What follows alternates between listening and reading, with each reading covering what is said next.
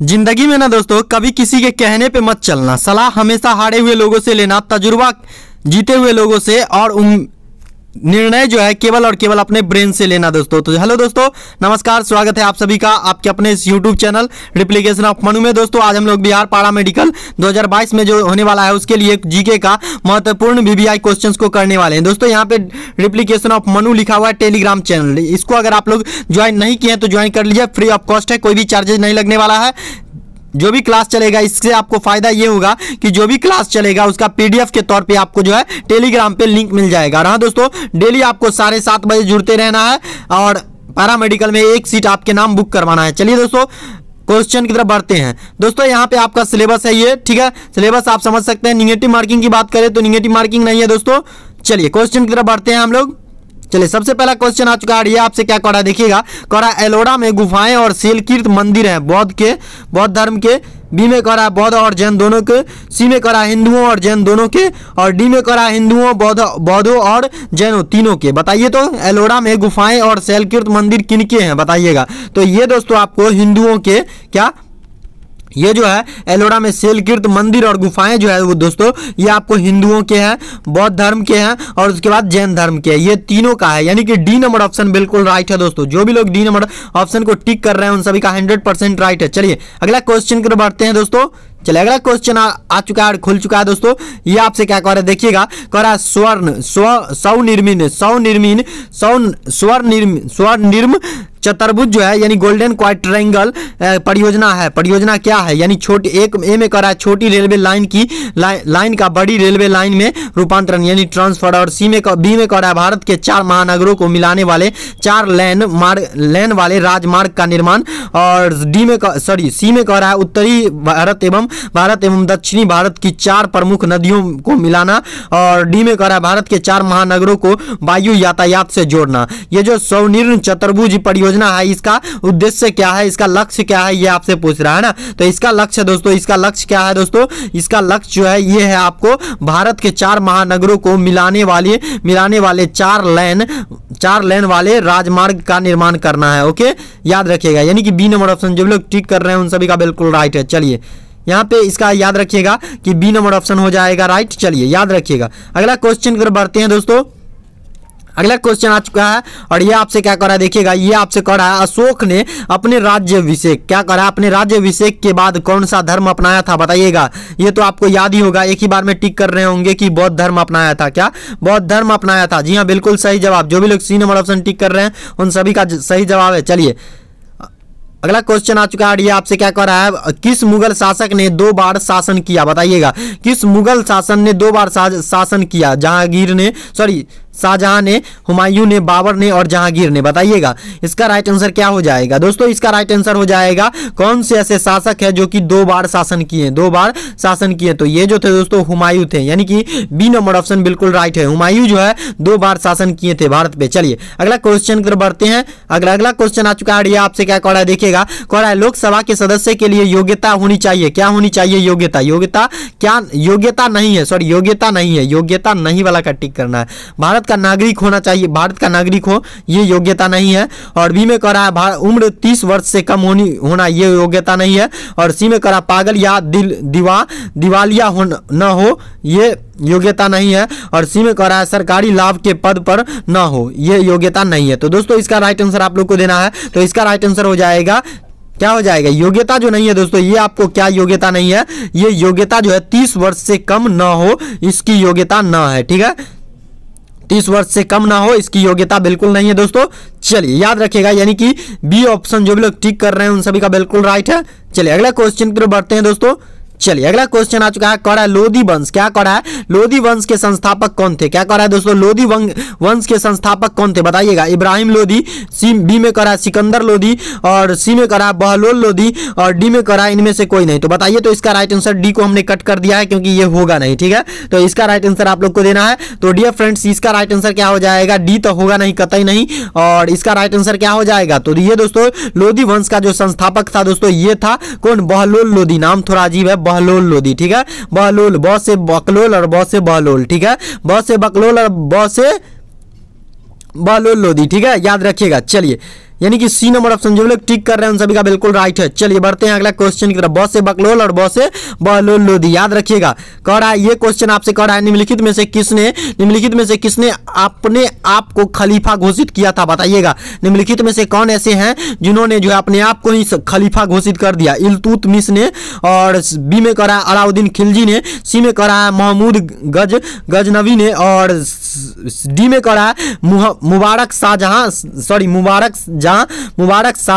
शाह खिलजी ने। बताइएगा किसने अपने आप को जो है खलीफा घोषित कर दिया, बताइएगा। इसका राइट आंसर आप लोग को देना है। तो दोस्तों खुद को जो खलीफा घोषित किया था वो कौन था? अलाउद्दीन खिलजी था, ठीक है, याद रखिएगा। खुद को खलीफा घोषित करने वाला आदमी जो था वो अलाउद्दीन खिलजी था, ठीक है, याद रखिएगा। यानी कि बी नंबर ऑप्शन जो लोग टिक कर रहे हैं उन सभी का बिल्कुल राइट है। चलिए अगला क्वेश्चन पर बढ़ते हैं, याद रखिएगा आप लोग। चलिए अगला क्वेश्चन, आपके नाम एक सीट बुक होना है इस साल, ठीक है। चलिए कह रहा है काली मिट्टी मुख्यतः पाई जाती है, कहां पाई जाती है? मध्य प्रदेश में, बी में कह रहा है महाराष्ट्र में, सी में कह रहा है गुजरात में, और डी में कह रहा है पंजाब में। जी हाँ दोस्तों, काली मिट्टी मुख्यतः कहां पाई जाती है बताइएगा आप लोग, है ना। तो काली मिट्टी जो पाई जाती है दोस्तों ये आपको महाराष्ट्र में अधिकतर पाई जाती है। कहां पे काली मिट्टी जो पाई जाती है दोस्तों ये आपको कहां पे पाई जाती है? महाराष्ट्र में, ओके। यानी कि बी नंबर ऑप्शन जो लोग टिक कर रहे हैं उन सभी का बिल्कुल राइट है, महाराष्ट्र इसका राइट आंसर हो जाएगा। चलिए अगला क्वेश्चन की तरफ बढ़ते हैं दोस्तों।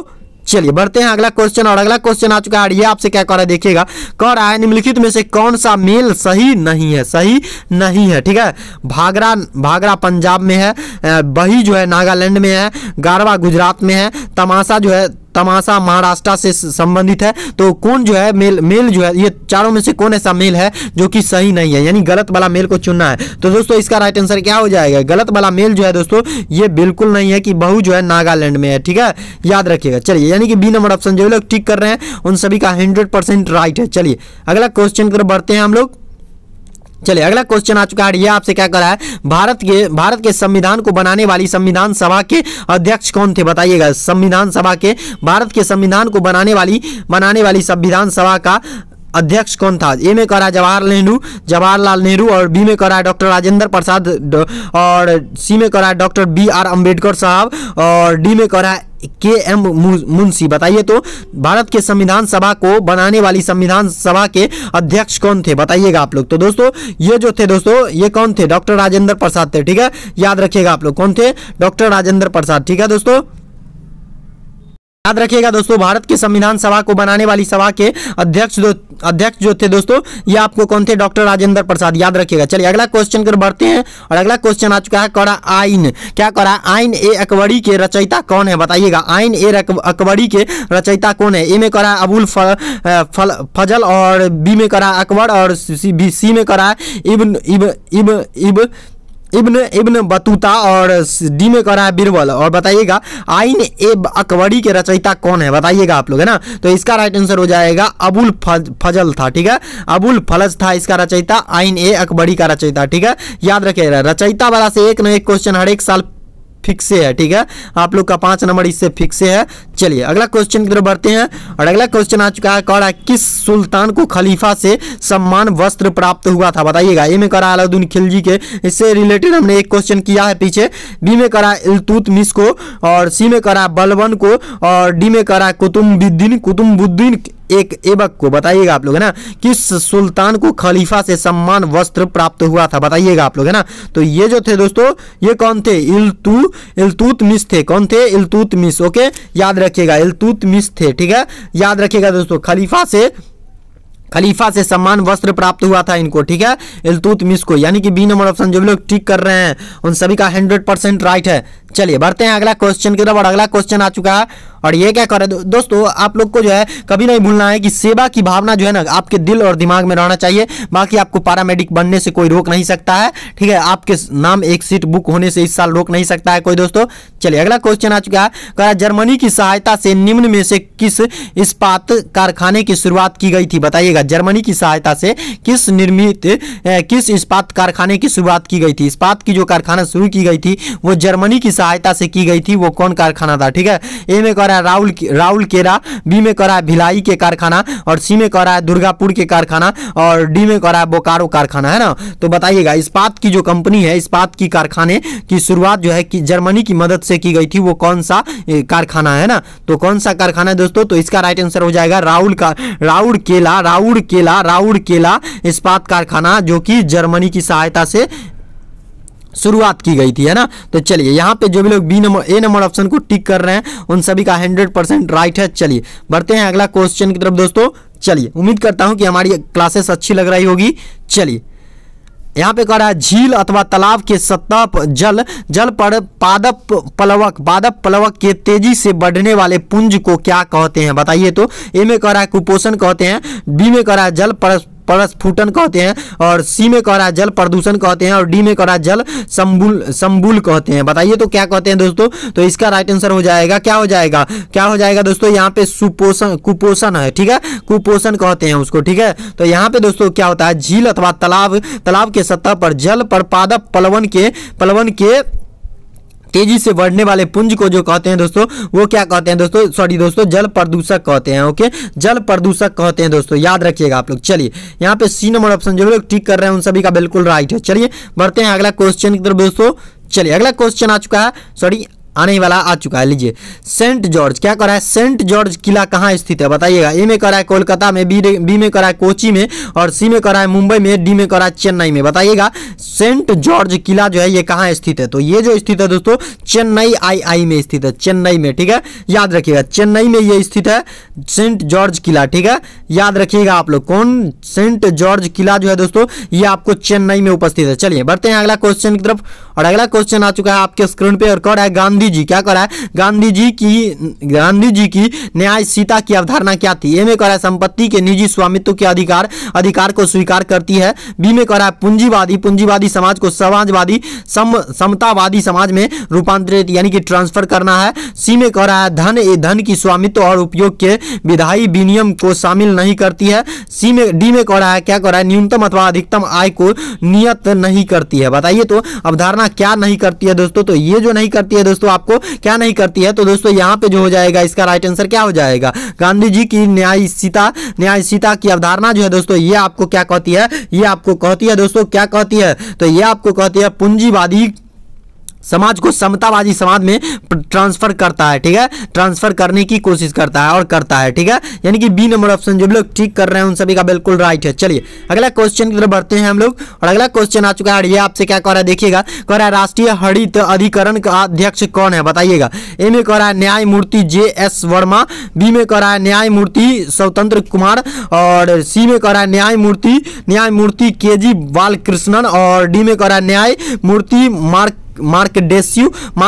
मार्कडेसियो सी, है ना। तो इसका राइट आंसर आप लोग को देना है। तो यहाँ पे हो जाएगा क्या इसका राइट आंसर, राष्ट्रीय हरित अधिकरण का जो अध्यक्ष है दोस्तों वो कौन है, तो ये जो है दोस्तों ये कौन है, तो यहाँ पे है न्यायमूर्ति स्वतंत्र कुमार इसका नाम है, ठीक है, याद रखिएगा। चलिए ये क्वेश्चन आपको 5 नंबर दिला सकता है। चलिए अगला क्वेश्चन की तरफ बढ़ते हैं और अगला क्वेश्चन आ चुका है, कह रहा है बलुई पत्थर, क्या कह रहा है, बलुई पत्थर किसमें रूपांतरित हो सकता है, बताइएगा। बलुई पत्थर जो है किसमें रूपांतरित हो जाता है, बताइएगा। ए में कह रहा है सेल खड़ी में, बी में कह रहा है स्लेट में, डी सी में कह रहा है क्वार्ट्ज ग्लास में और डी में कह रहा है मार्बल में, है ना। तो बताइएगा बलुई पत्थर किसमें ट्रांसफर हो सकता है, बताइएगा आप लोग। हो जाता है, ट्रांसफर हो नहीं सकता है, हो जाता है ना। तो इसका राइट आंसर क्या हो जाएगा, क्वार्ट्ज ग्लास में, क्या क्वार्ट्ज ग्लास में हो जाता है, ये ट्रांसफर हो जाता है, ठीक है, क्वार्ट्ज ग्लास में ये ट्रांसफर हो जाता है, SiO2 में ट्रांसफर हो जाता है जिसको ग्लास के रूप में इस्तेमाल किया जाता है। चलिए अगला क्वेश्चन की तरफ बढ़ते हैं और अगला क्वेश्चन आ चुका है, कह रहा है निम्नलिखित में से क्या पूंजी का कार्य नहीं करती है, क्या जो है पूंजी का कार्य नहीं करती है, बताइएगा, है ना। पूंजी का कार्य नहीं है, मूल्य अंतरण और मूल्य संग्रहण और सी में करा है कीमत स्थिरीकरण और डी में करा है मूल्य पालन, है ना। निम्नलिखित में से क्या पूंजी का कार्य नहीं करती है, बताइएगा आप लोग, है ना। तो दोस्तों इसका राइट आंसर हो जाएगा कीमत स्थिरीकरण, क्या कीमत स्थिरीकरण जो है पूंजी का कार्य नहीं करती है, कीमत स्थिरीकरण जो है ये आपको पूंजी का कार्य नहीं करती है। दोस्तों उम्मीद करता हूं कि आपको हमारी क्लासेस अच्छी लग रही होगी। चलिए अगला क्वेश्चन और सबसे लास्ट क्वेश्चन कह रहा है गंधार किला किसके अधीन फली फूली थी, बताइएगा। गंधार में जो किला है, सॉरी कला लिखा गया है, किला होगा, ठीक है। गंधार किला किसके अधीन फली फूली है, बताइएगा। कुषाण काल में, बी में करा है सातवाहन काल में, और सी में करा है गुप्त काल में, डी में करा है मौर्य काल में। बताइए गांधार किला जो है किसके अधीन फली फूली थी, बताइएगा आप लोग, है ना। तो इसका राइट आंसर क्या हो जाएगा दोस्तों, इसका राइट आंसर हो जाएगा, क्या हो जाएगा इसका राइट, सॉरी 20 नंबर है ये क्वेश्चन, सॉरी 20 नंबर है, और इसका राइट आंसर क्या हो जाएगा दोस्तों, तो इसका राइट आंसर हो जाएगा आप लोग को क्या हो जाएगा, कृषाण काल में, क्या कृषाण काल में ये फली फूली थी। कौन किला, तो गांधार की किला, ठीक है, याद रखिएगा। सबसे लास्ट क्वेश्चन और 20 नंबर क्वेश्चन था ये। आज के लिए इतना ही रखते हैं दोस्तों। उम्मीद करता हूं कि हमारी क्लासेस आपको अच्छी लग रही होगी, और एक ही बात कहना चाहेंगे वीडियो के लास्ट में कि अगर आप चैनल पर नए हैं तो चैनल को सब्सक्राइब कर लीजिए। आगे भी आपको पारा मेडिकल से रिलेटेड ऐसी ही क्लासेस और वीडियोज के माध्यम से आपको तैयारी करवाई जाती है, मिलते रहिएगा। चलिए आज के लिए इतना ही रखते हैं। Thanks for watching, and if you like this class and share this class.